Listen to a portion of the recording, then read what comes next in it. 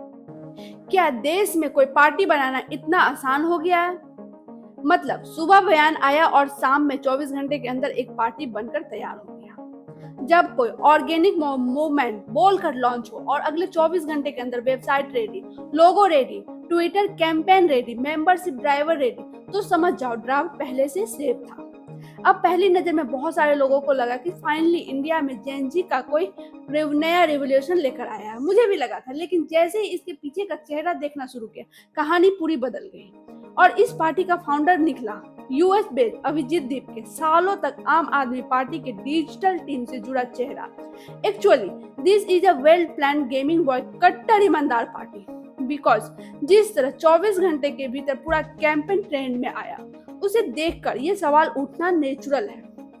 इनका पुराना ट्वीट उठाकर देखिए।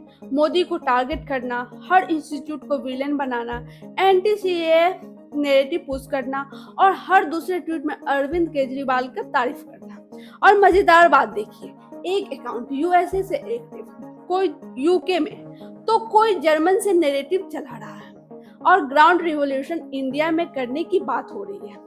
अब भाई रिवॉल्यूशन जूम कॉल से होगा क्या? पहले एक बयान वायरल होता है, फिर आउटरीच क्रिएट होता है, फिर मीम आते हैं, फिर एंटी सिस्टम कैंपेन शुरू होता है और फिर अचानक एक नया पॉलिटिकल पार्टी लॉन्च हो जाती है। इतना फास्ट एक्सक्यूशन तो कई स्टार्टअप भी नहीं कर पाते हैं। और यही वजह है कि लोग सवाल पूछ रहे हैं, क्या ये जेन्युइनली ऑर्गेनिक मूवमेंट है या फिर पहले से तैयार पॉलिटिकल टूल किट? क्योंकि इंटरनेट का सिंपल रूल है, रियल ग्रासरूट मूवमेंट को धीरे से ग्रो करना। ओवरनाइट ट्रेंडिंग रिवॉल्यूशन अक्सर प्लान कैंपेन निकलते हैं। ये लोग डेमोक्रेसी बचाने की बात कर रहे हैं, लेकिन टारगेट हमेशा वही होते हैं। इलेक्शन कमीशन ऑफ इंडिया, प्रधानमंत्री नरेंद्र मोदी, इंडियन इंस्टीट्यूट और दूसरी तरफ ममता बनर्जी को ब्रेव लेडी बताना। सीरियसली वेस्ट बंगाल की ग्राउंड रियलिटी किसी से छुपी हुई है क्या?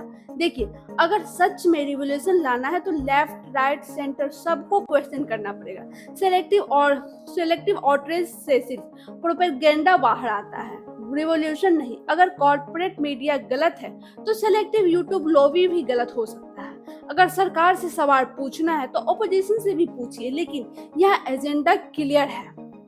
युद्ध इमोशन को पकड़ो, मीम बनाओ, एंटी सिस्टम फीलिंग बिल्ड करो और फिर उसे पॉलिटिकल डायरेक्शन दे दो। और हॉनेस्टली सबसे डिसपॉइंटिंग बात यह है कि काफी लोग जेन्युइनली एक्साइटेड थे कि शायद कोई इंडिपेंडेंट यूथ मूवमेंट आया है जो जॉब, एग्जाम, करप्शन, एजुकेशन और रियल इशू उठाएगा। लेकिन धीरे धीरे वही ओल्ड पॉलिटिकल इकोसिस्टम बाहर आने लगा। बाकी इंटरनेट है भाई, यहाँ रिवॉल्यूशन भी ट्रेंड की तरह लॉन्च होता है। इसलिए किसी भी वायरल मोमेंट को ब्लाइंडली फॉलो करने से पहले इसके पीछे का इकोसिस्टम जरूर देखिए, क्योंकि हर मीम इनोसेंट नहीं होता है और हर जन आंदोलन जनता का नहीं होता है।